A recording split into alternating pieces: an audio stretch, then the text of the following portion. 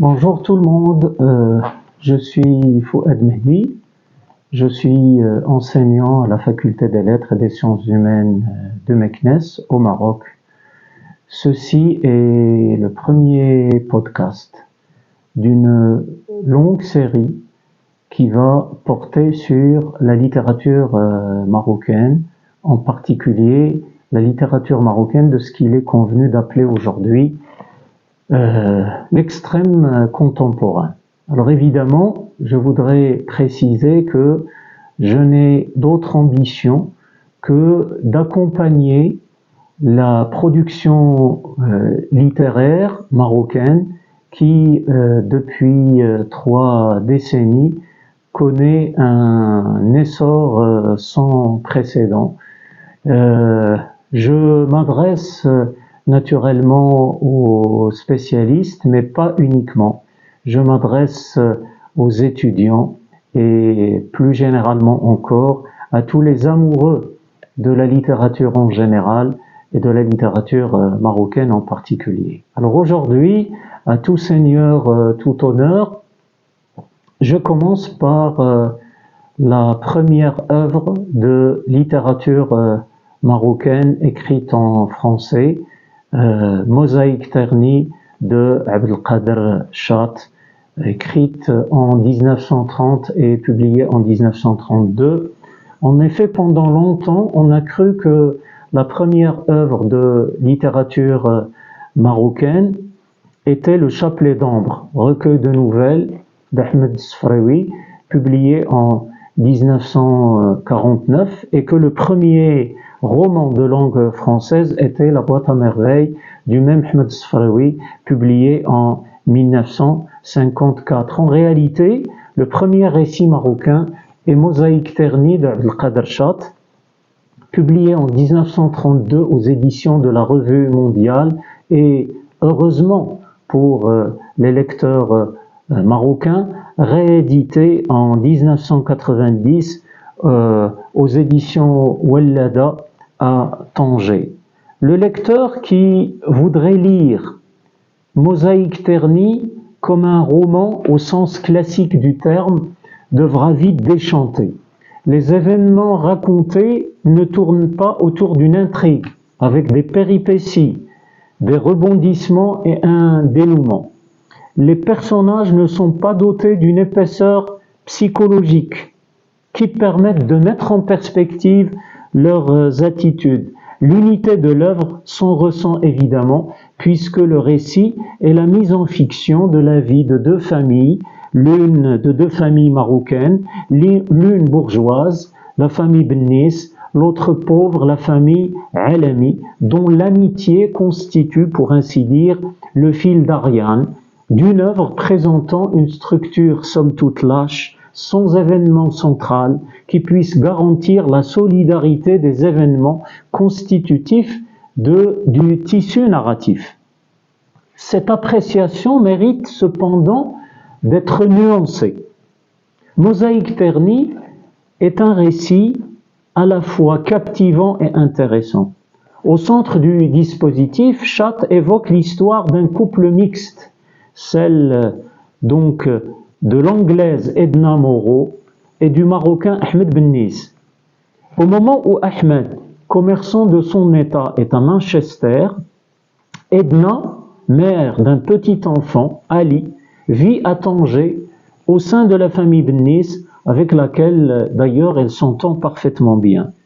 Évoquant la vie des Marocains au début du XXe siècle, sous le règne du sultan Moulay Abdelaziz, Chat réussit à trouver un équilibre heureux entre une évocation poétique sans idéalisation et une critique sociale subtile.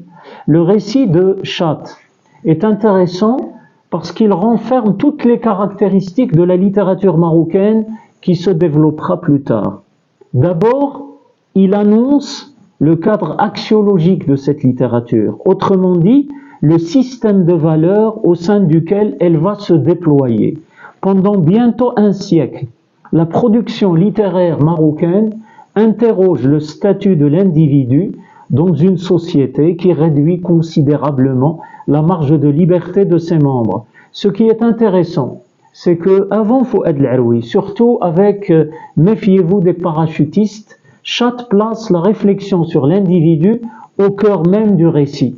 Abdullah, le mari de Zineb et le beau-frère de Ahmed Bennis, rêvent d'une société marocaine différente. On peut lire, je cite Chat, son intelligence, celle d'Abdullah, ne pouvait concevoir une société équilibrée, policée et libre sans que tout individu fût lui-même équilibré, policé et libre. Tout revenait donc à étudier l'individu et à le rendre meilleur. Or celui-ci est si mystérieux, si complexe dans ses ressorts, si ignorant de lui-même, si peu maître de ses actes. Fin de citation, page 57. Ensuite, le récit de Chat préfigure le type de relation que la littérature marocaine, en particulier le roman, entretiendra avec le réel. En effet, la littérature marocaine est fortement ancrée dans le réel. Source d'inspiration féconde dont la littérature s'inspire sans le reproduire servilement. Cet ancrage est historique, social et culturel. Historiquement, Chat, je viens de le dire à l'instant, place son récit sous le règne du sultan Moulay Abdelaziz, période cruciale de l'histoire du Maroc moderne. La longue séquence intitulée « Ce que conta Alami », dans laquelle le personnage devient narrateur pour conter ses pérégrinations entre Marrakech et Tanger. Alami évoque une harka contre Reissoni qui a enlevé le caïd Maclean, ce qui place l'histoire aux alentours de 1907. Je dois rappeler ici que cette figure haut en couleur a fait l'objet d'un roman historique écrit par l'écrivain marocain Feu Omar Mounir et intitulé Reissoni le Magnifique, publié chez Marsam en 2012. Cet ancrage historique permet à Chat de décrire un Maroc dont les appareils d'État sont fragiles et même vulnérables. La guerre menée contre le shérif d'Ejbala dans la mesure d'une institution militaire désorganisée et impopulaire, vivant de violence et de rapine. Ce qui est intéressant ici, c'est que cette violence n'est pas le propre des soldats du sultan. Elle contamine l'ensemble de la société et s'explique par la misère endémique. Je cite Chat, la famine et les maladies sévissaient dans les quartiers pauvres. La plupart de ces malheureux étaient malades, ils volaient, et la nécessité était pour chacun de se mettre sur ses gardes. Page 163. D'où la dimension sociale du récit, qui critique subtilement une société se complaisant dans sa torpeur, ratant ainsi son rendez-vous avec la modernité. Par exemple, à l'occasion des contes débités par Amina, la sœur d'Ahmed Bennis, le narrateur évoque, je cite, le cerveau naïf et imprévoyant du peuple marocain, page 69. Un peu plus loin, il parlera, je cite, d'âme naïve, page 105. Cette satire subtile n'épargne pas le colonisateur, d'où l'importance de l'ancrage culturel du texte de Chat. L'évocation de la figure du Mejdoub, littéralement l'illuminé, figure qui reviendra avec récurrence dans la littérature marocaine, a plusieurs fonctions.